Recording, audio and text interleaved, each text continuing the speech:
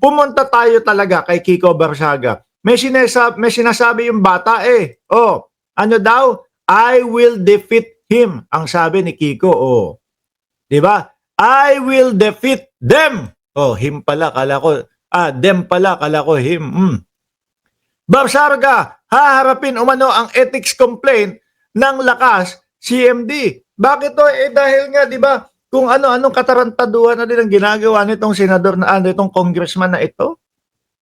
Oh, lahat seryoso sa pagtatrabaho. Siya yung pamyaw-meow-meow-meow niya. Oh, yung magbibideo doon sa kongreso, boboto na lang. May katarantaduhan pa, sigaw-sigaw pa. Nagmumukhang katanga-tanga ho, o nagmumukhang kalokohan yung kongreso ho natin, mga bossing. Parang ikaw lang, Chi, bigla kang nawawala. Nawawala ka pala, Chi eh. Ngayon lang ako nakasali dito, sabi ni Joji Canillo. Magandang gabi po. O, basahin ko to ha. Nagbigay ng pahayag si Cavite Port District Representative Kiko Barsaga kaugnay ng binabalak umanong paghahain ng ethics complaint ng partidong Lakas Christian Muslim Democratic laban sa kanya. Puro ka kasi kalokohan eh. Sabi nga nung ibang mga kasamahan natin, sabi nung ibang mga manonood, boss, pinapatulan mo pa yan, Misaltek yan. Dito nga doon sa Cavite, dito nga sa Dasmariñas, hindi namin pinagpapapansin yan. Bigla akong nag-plus sa isipan ko, yung election, mga boss chief amo sir, nung panahon ng 2022, si Kiko Barsaga pala, yung tumungtong, no? Yung tumungtong doon sa stage, tapos inagaw yung mic doon sa kanyang tatay at nagsisigaw ng BBM ho, mga kababayan. Siya pala yun. So sabi ko, yung tipo bang, miski magkaiba kayo ng paniniwala, miski magkaiba kayo ng politika, no? Nung airpat mo, nung tatay mo, nung magulang mo, hindi mo gagawin. Yung papanik ka ng entablado, ipapahiya mo yung ama mo. Oh. Kakamping ko kasi yung ama at ina. Tapos biglang panik si Kiko Barsaga, inagaw yung mic, sumigaw ng BBM. Naalala ko siya pala yun. Oh. Ayon sa ibinahaging post ni Barsaga, no, sa kanyang Facebook noong Biyernes, Oktubre 17, 2025, sinabi niyang malayang maghain ng complaint ang Lakas CMD at tatalunin niya raw ito, ang mga ito. Naknantokwa, paano mo tatalunin? Doon sa hearing nga, absent ka pa, late ka. Paano mo tatalunin niya? Sabi ni Eli K. Sa Lonoy, Yunalas. Bakit siya naging congressman? Wala man pala siyang tamang pag-iisip. Ewan ko kung paano nangyari dito. Walang respeto sa magulang.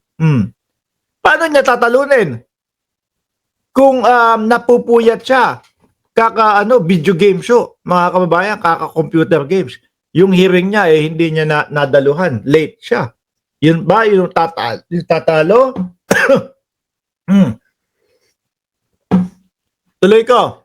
Lakas CMD is free to file whatever complaint they want. I will defeat them along with everyone else. Ang sabi ni Kiko Barsaga ho, mga bossing. Tuloy ko ha. Baka dito mo makikita ang dawan, PBBM. Kaugnay ito sa sinabi ni House Assistant Majority Leader Lanao del Sur, Sia Alonto Adyong, nung ding Biyernes na nagbabalak umanong maghain ng nasabing complaint ang Lakas CMD. Tingin ko ho, mga boss chief amo sir, hindi ho matatapos ang taon na ito, no? Matatanggal bilang congressman ito. Matatanggal ho bilang congressman ito. Pangalawa, hindi matatapos ang taon na ito, makakasuhan talaga ito. Biruin mo pati po ang AFP, pine-fake news nitong si Barsaga. Kiko Bartokol. Ano yung Bartokol? Hoy, Sunny Shiny, ano yung Bartokol? Dapat sa next na election may mental examination na. Oho, totoo ho yan, Annalyn Ando. Bakit to? Parang napapansin na natin, Maxip, na yung tipo bang sa mga DDS, parang lahat may saltek, lahat may topak.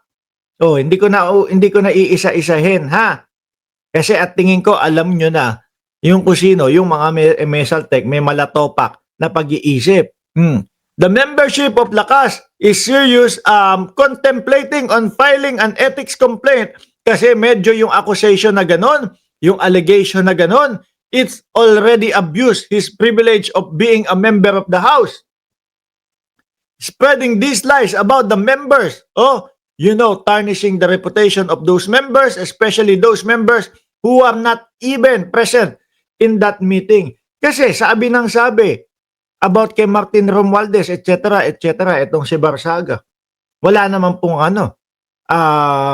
hawak na dokumento, ebidensya na magpapatunay doon sa mga pinapakalat niya. Nung pakalat nga niya, nung huli, yung AFP mga kababayan Ano sabi ni Kiko Barsaga? Tinatakot daw ni Bongbong Marcos yung yung Armed Forces of the Philippines, natatanggalan ng pensyon, etc., etc. Wala naman daw pong ganun na balita at hindi naman daw po pwede na gawin ng Pangulo yung sinasabi o yung pinapakalat ni Kiko Barsaga. Ito yung ano niya. Ito niya yung mga sinasabi niya. Congressman Kiko Barsaga, Manila Golf and Country Club, Forbes Park, meeting details. Aba, Manila Golf and Country Club, Forbes Park, meeting details. Martin Romualdez will serve as a Senate state witness by the Department of Justice. Sandro Marcos will be protected. President Marcos will shift the blame to Senate. Aba, tingnan mo yung mga pinagsasabi nga. May saltik nga talaga, no?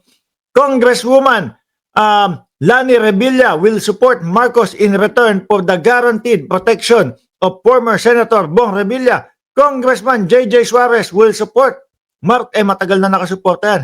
In exchange for protection. Matagal na nakasuporta si Suarez Yan nga ho yung pinakapaborito kong congressman dyan, mga bossing.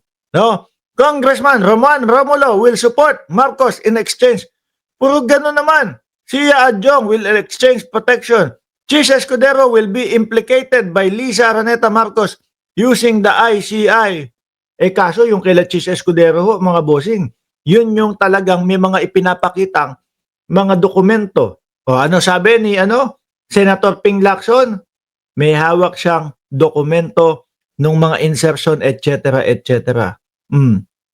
Di ba? Hindi ho kagaya nung mga lakaran ng mga DDS, yung mga bintangan ng mga DDS na puro lang puro lang po hearsay, puro lang sabi-sabi lang nila. Sila. Di ba?